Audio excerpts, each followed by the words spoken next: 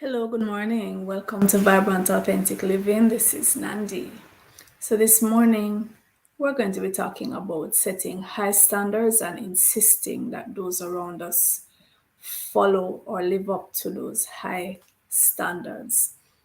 Sometimes we allow people to tell us that our standards are too high, that we are demanding too much, and because we want to please them and because we want to be on good terms, we sometimes decide to lower our standards, and that's a very bad thing to do. That came to me this morning, and that's what I want to talk about after our lemon water feature. So here's that lemon water in the morning feature, and then we'll come back and just have a little chat before we go off to start our day.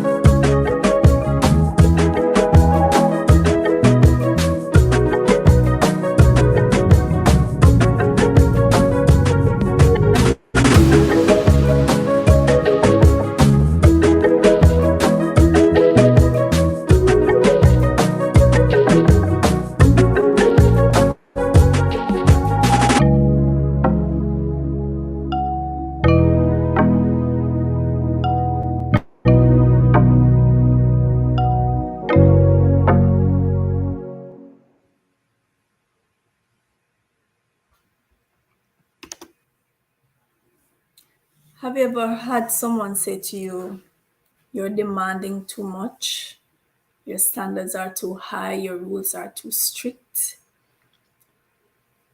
Usually when they say that, they want you to be the one to compromise. They want you to lower your standards so that they can be accommodated. This morning I was reflecting, and what came to mind was that in Portmore, where I live, so I live in Jamaica in Greater Portmore. So you have a number of stores that sell at wholesale prices, right? And some have been there for a while and some new. And the newest member of that family in Portmore is a store that is actually a membership store. We have two membership stores here. And in the membership store, you have to be a member of the store in order to benefit from shopping there, from the wholesale prices that they offer there. So you have to pay a membership fee once a year. And some people consider the membership fee to be steep for their pockets.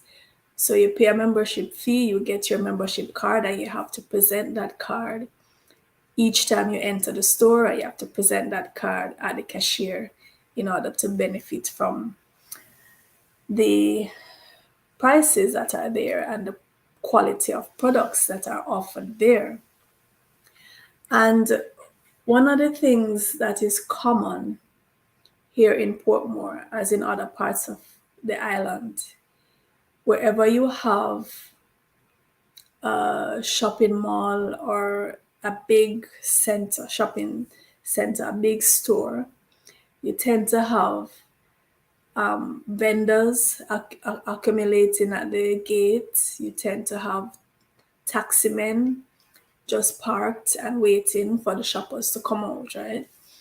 And a lot of these places try with all their might to get rid of these people. Even the schools have a hard time getting rid of the vendors who sell at the gate. They put up signs.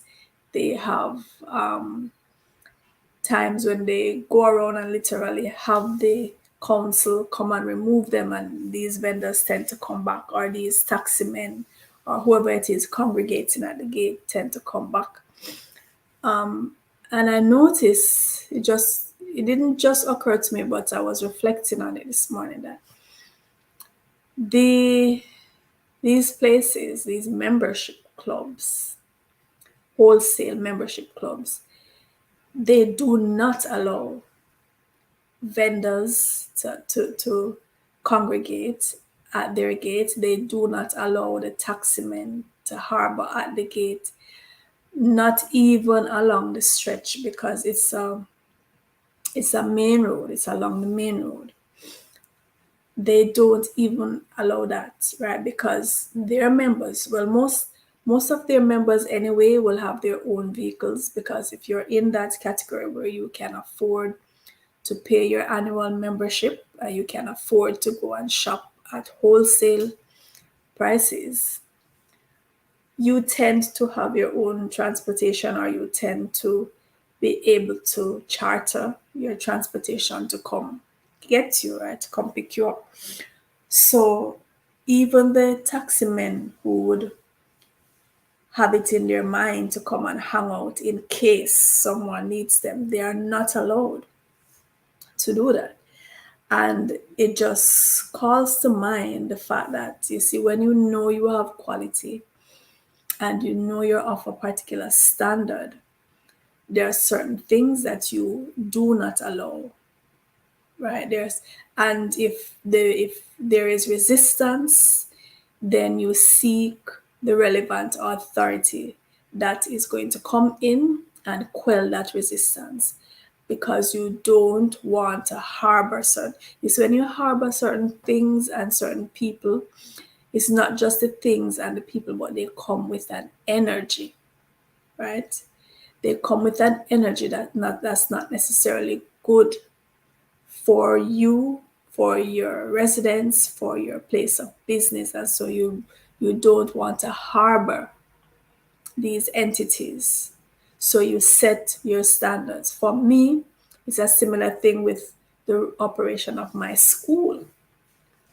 I operate my own school. This school was founded many years ago, and there's a particular price that you pay to get in. There's the school fee, there's a registration fee, and that is set with a lot of things in mind. And one of the factors that is taken into consideration in the setting of that fee is maintaining a certain standard. You want the persons who come to the school to be able to, it's not that it's, well, there are different ways of looking at it, right? Because you can say, well, I want to cater to, let's say you're having an institution, you want to cater to the persons who are at the lowest end of the economic brackets, right? The lowest ends, and you set out as your mandate, those are the persons you want to cater for. You have to understand then that you're opening up yourself to a lot of factors, right? So these are the persons who are more likely to be themselves as the parents, more likely to be uneducated, more likely, and they come with a tendency to not be able to reason things out. Even the rules that you lay down, they will object to them because they don't know any better. They don't understand that you're trying to lift them from that place. You're trying to lift their kids, and they have a lack of discipline. They have a lack of just being able to process. I'm talking about the parents now, right? To process the information you're giving to them in terms of the standards of the school, and they will more than likely be the ones to resist it and cause problems that you will have to quell using the time that should be devoted to academic work or nurturing work. You'll spend a lot of time quelling problems in the students as well as the parents when you decide, and it's up to you, you decide. It might be your calling. It might be your calling to be there to accommodate such persons. I know for me, I want a different kind of mindset, right? And so in setting the fee, the school fee, that is taken into consideration as well. You want to eliminate certain problems because you don't want to spend the time having to deal with those things when you should be focusing on what the school is there for, the academic and social nurturing of these students. So I always say the school is not for everyone, and everyone is not for the school. And it's not just the financial part of it, right? You have to have a particular mindset to be able to fit in. And if you have an institution, whether it's an educational institution, financial, commercial institution, whatever it is, you have to have your standards and you have to maintain those standards. Put your foot down and let those who are interested in coming, let them know and understand what the rules are, what the policy is, what the standards are. And if possible, if it's a case where they have to sign up to it, then they sign to it and say, I am in agreement. I understand my part. I understand what is not acceptable, and I will conform. Don't allow anyone to come into your place, your space, to demand that you lower your standards to accommodate them. No. Set your high standards, maintain them, and insist that those who come insist that they comply with them. Until tomorrow, when we look at another lemon water feature and have another little chat. So this is Nandi. Take care.